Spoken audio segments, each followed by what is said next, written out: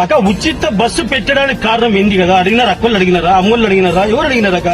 వాళ్ళకి ఉచిత కాలు చేలు ఎత్తుకున్న ఉచిత బస్సులు పెట్టి కాలు చేయిల వికలాంగులైన మా మీద పడేది ఎందుకు? నేను పెరాలసిస్ క్యాండిడేట్. నాకు 4 డిజబిలిటీలు ఉన్నాయి. 1 బ్రెయిన్, 2 కన్ను, 3 చెయ్యి, 3 కాలు, 4ది కిడ్నీ. ఈ 4 ప్రాబ్లమ్స్ ఉన్నాయి.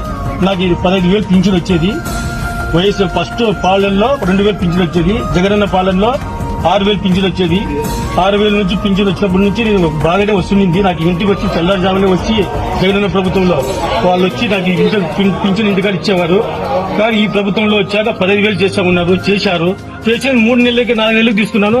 అసలు నువ్వు దీనికి అరుగుడే కాదని చెప్పి నన్ను అది ఏదో నోటీస్ ఇచ్చారు. వాళ్ళ దగ్గరికి పోతే, సచివాలయం సిబ్బంది దగ్గరికి పోతే వాళ్ళు దీని మీద సంతకం పెడితే మీకు నోటీస్ ఇస్తాము, లేకపోతే మీకు పింఛన్ రాదంటే నేను తెలియక సంతకం పెట్టాను. నేను చదువుకోలేదు, నేను తెలియకుండా సంతకం పెట్టాను. నాకు పింఛన్ రాకుండా ఇట్లా అన్యాయం చేశారు. అది సంతకం పెట్టిన తర్వాత తీసుకుపోయి మున్సిపల్ ఆఫీసులో ఇమ్మన్నారు, కమిషనర్ దగ్గర.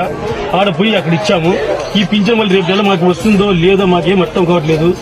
మరి మేము ఎవరిని పట్టుకోవాలో, ఎవరిని అడగాలో, మాకు న్యాయం ఎక్కడ జరుగుతుంది అనేది నేను అడుగుతున్నాను. నాకు మళ్ళీ వాంటెడ్ గా కూటమి ప్రభుత్వము ఈ రోజు వేరే పథకాలు అమలు చేస్తున్నందుకు, అదే కదా ఇంకోటి కూడా ఈ ఉచిత బస్సు పెట్టడానికి కారణం ఏంది కదా? అడిగినారు, అక్కలు అడిగినారా, అమ్మోళ్ళు అడిగినారా, ఎవరు అడిగినారక్క?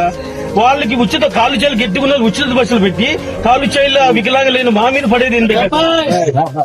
ఫస్ట్ నుంచే ఉంది పోలియో, చిన్నప్పటి నుంచే ఉంది. వాళ్ళ పింఛన్ తీసేసి వాళ్ళు ఏం బాగుపడతారు?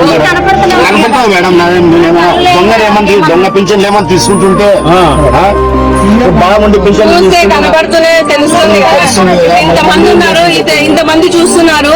ఈయన చూస్తే ఎవరైనా ఆయనకి వైకల్యం లేదని ఎవరైనా అనుకుంటారా?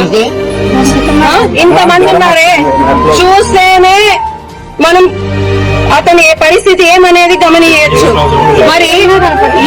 మరి వచ్చిన వాళ్ళు ఎవరో, వెరిఫికేషన్ వచ్చిన వాళ్ళు ఎవరో గాని మరి కనీసం వాళ్ళకి కళ్ళు ఉన్నాయా లేదా అని కూడా తెలియడం లేదు. జగన్ ప్రభుత్వంలో ఇంటికి వచ్చి ఇస్తుంటే మాకు పింఛన్ బాగా వచ్చి, ఈ ప్రభుత్వం ఏమో ఉండొచ్చేద్దాం పోతుంది. 6,000 ఇస్తామని చెప్పాను. ఇది ఖచ్చితంగా జినైన్ కేసు కాబట్టి ఖచ్చితంగా ఇప్పుడు మళ్ళా ఏదో ప్రాసెస్ పెట్టామంటున్నారు. ఆ ప్రాసెస్ లో మళ్ళీ ప్రయత్నం చేసినప్పుడు వస్తే సరిపోయారు, లేదంటే ఖచ్చితంగా వచ్చే వరకు ఎంత దూరమైనా మనం మీతో పాటు మేము కూడా ప్రయాణం చేస్తాము. దీని గురించి గట్టిగా కొట్లాడతాము.